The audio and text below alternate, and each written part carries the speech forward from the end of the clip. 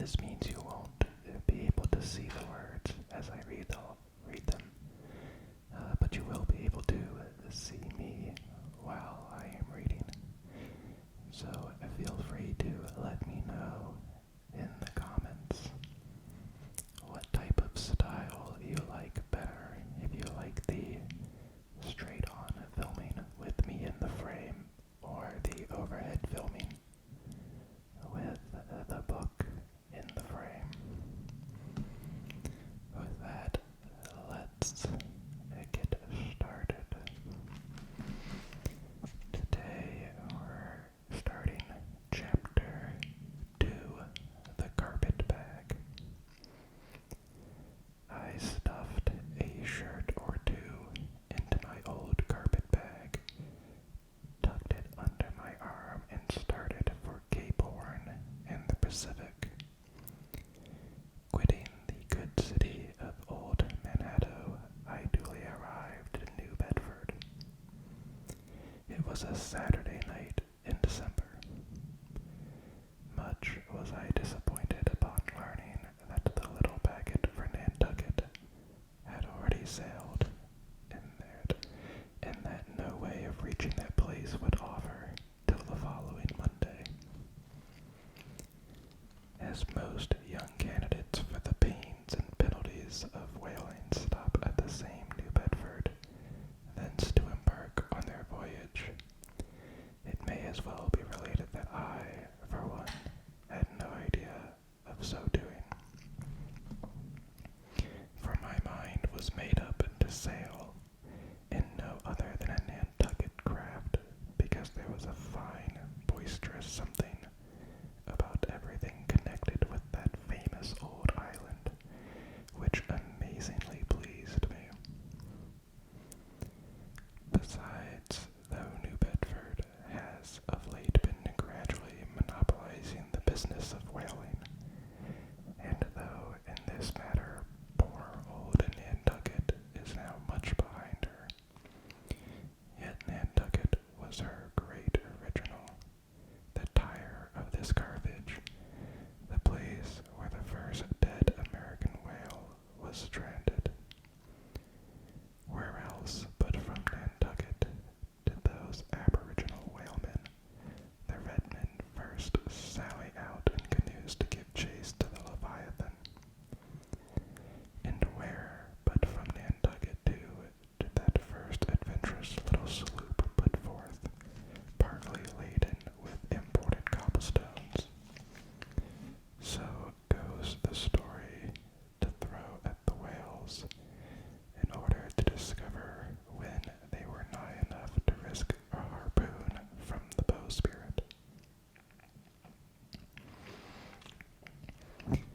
Now having a night, a day, and still another night following before me in New Bedford, ere I could embark for my destined port, it became a matter of concernment where I was to eat and sleep meanwhile. It was a very dubious looking, nay, a very dark and dismal night, bitingly cold and cheerless. I knew no one in the place. With anxious grapnels I had sounded in my pocket, and only brought up a few pieces of silver. So wherever you go, Ishmael, said I to myself, as I stood in the middle of a dreary street, shouldering my bag and comparing the gloom towards the north with the darkness towards the south. Wherever in your wisdom you may conclude to lodge for the night, my dear Ishmael, be sure to inquire the price, and don't be too particular. With halting steps, I paced the streets and passed the sign of the crossed harpoons, but it looked too expensive and jolly there. Further on, from the bright red windows of the Swordfish Inn, there came such fervent rays that it seemed to have melted the packed snow and ice from before the house. For everywhere else the congealed frost lay 10 inches thick, and as hard as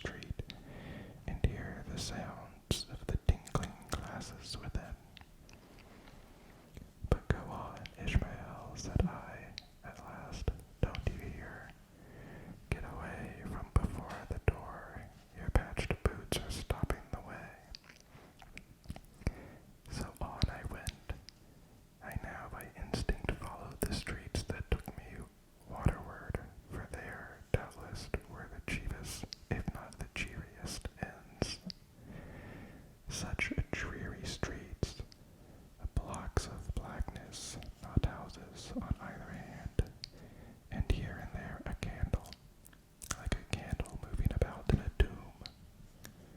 At this hour of the night, of the last day of the week, that quarter of the town proved all but deserted. But presently I came to a smoky light proceeding from a low, wide building, the door of which stood invitingly open. It had a careless look, as if it were meant for the uses of the public. So entering, the first thing I did was to stumble over an ash box in the porch. Ah, thought I, as the flying particles almost choked me, are these ashes from that destroyed city Gomorrah? But the crossed harpoons and the swordfish, this then must needs be the sign of the trap. However, I picked myself up, and hearing a loud voice within, pushed on, and opened a second